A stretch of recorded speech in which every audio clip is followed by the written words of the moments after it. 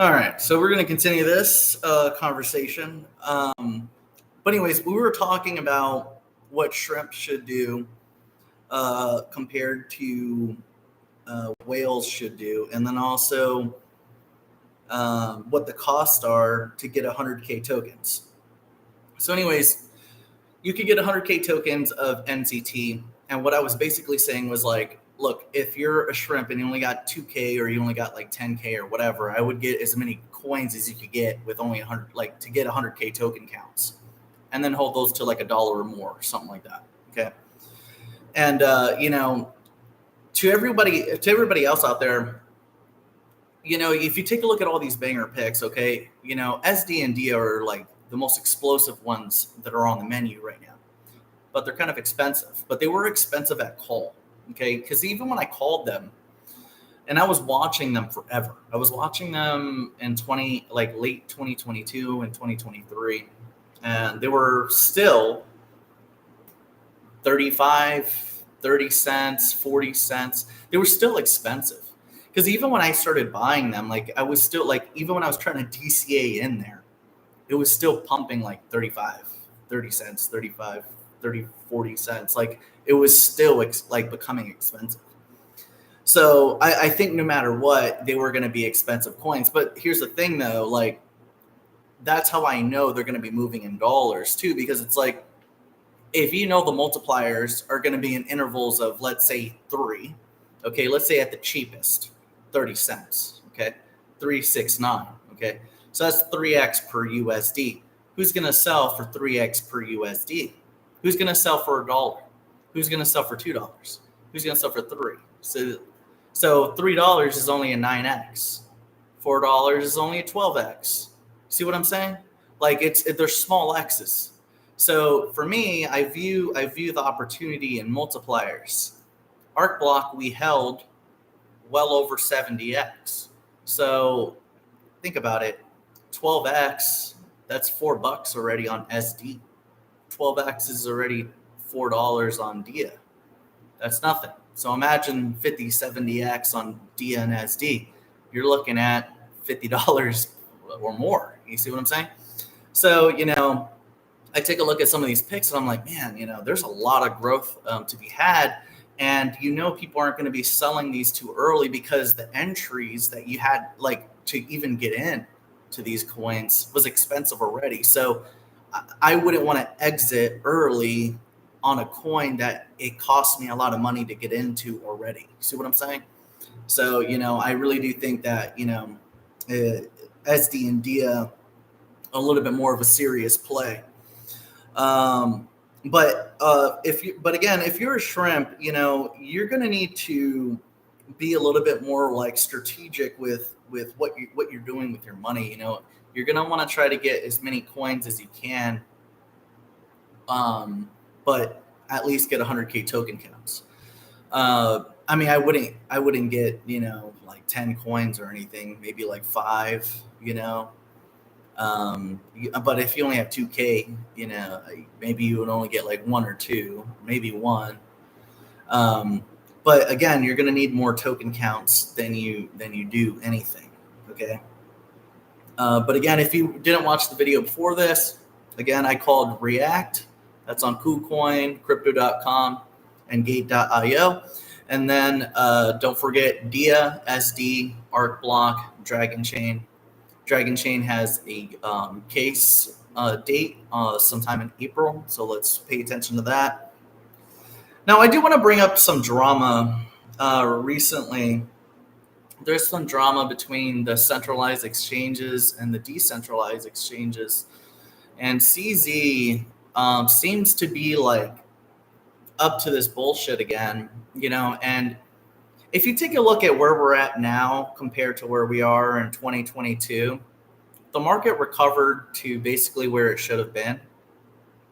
And you think about it, FTX, that whole crash would have never happened if CZ didn't just force it to crash. You know what I mean? Like if SBF would have been left alone and let that whole thing glide through, the growth in assets would have covered his leverage at if the time would have let itself roll.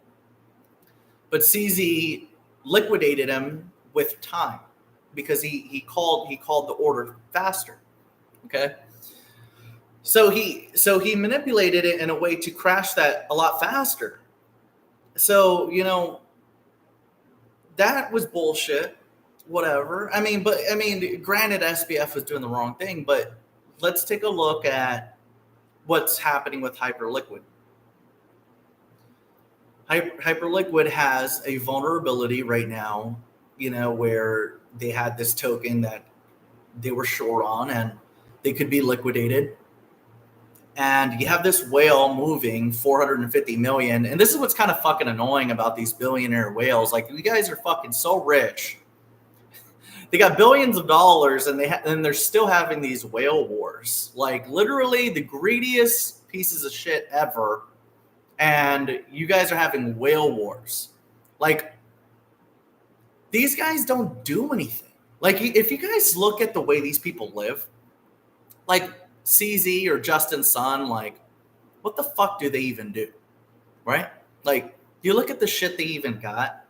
Like, do they even have billionaire lifestyles? No, they live kind of whatever, but they don't like. So my thing is like, I don't really get the point, and I guess like the ambition, but I don't really get the point of trying to sabotage another exchange because they're getting more volume than your centralized exchange. So anyways, they forced a liquidation on this decentralized exchange. And the reason why is because Hyperliquid happens to be getting more volume than Binance. And because all this traffic is going to decentralized exchanges, as it should, okay?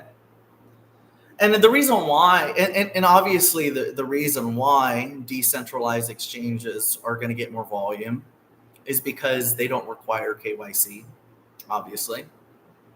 But that's the evolution of where we're going, or that's the evolution of where crypto should have always went anyways. But, if the market is calling for evolution, then the future is going to speak that fluently, and that's where the market's going to go naturally. And CZ is coming around naturally manipulating this. And this exchange goes and delists this token to save itself, basically. And then Binance goes and lists the same token. So it was kind of weird. Like, it kind of looks suspicious, the whole thing. I mean, you don't really know if there's real foul play going on. But it's something to watch. But it is kind of crazy. Oh, yeah. Yeah, it's the whale shark here. Yeah. This is a new piece here.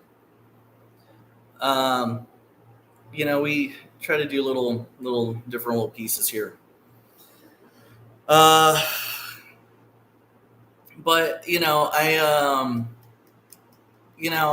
I just think it's kind of bullshit how, like, CZ's a guy that sits there and he says, oh, we're here for the builders. We want more builders here, and we want innovation and all this bullshit.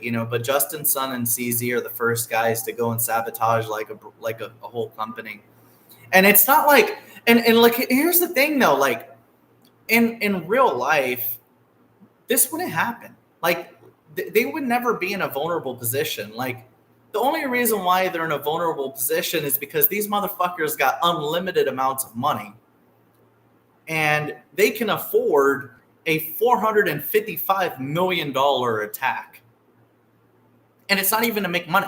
They're not going to make money out of this. It's just to do something to force a liquidation. So it's not even to make money. So this has nothing to do with like capitalism. It's just to force a liquidation. So, it's just to fuck somebody over. So, like, that's the thing. It's like, in real reality here, these exchanges are not doing anything wrong. They're capitalized. They have a fuckload of money where they're safe. But because somebody has godlike money, they come in to fuck over an exchange. And I think that's wrong. But we'll see how all that unfolds. I really do think we should pay attention to that and just kind of see what's going on with it. But that's the only thing I got for you guys today. Pay attention to those. But it is stacking season. Definitely stack. I still am forecasting the peak of the market to be Q1 and Q2 of 2026. I've been talking to you guys that, if they're projecting inflation over the next 5 years and they're projecting higher inflation, chances are a lot of things are going to happen in regards to changing the inflation target, and then also asset prices going a lot higher. Things are going to be more expensive. The cost of living is going to go higher. The dollar's going to be dwindling in buying power. There's a lot of different things that are starting to unfold as we go forward. Now, the Fed may not cut rates as fast as we want them to, but cutting rates is not the only way that we're going to see a devaluation on the dollar. We can also see less holders of the dollar via tariffs by making other countries dump their bonds for the higher exchange rate versus the failing yield against the inflation rate. Okay. So I will catch you guys on OddApp. Don't forget, we're on Apple and Google stores, and I will see you guys on the next one.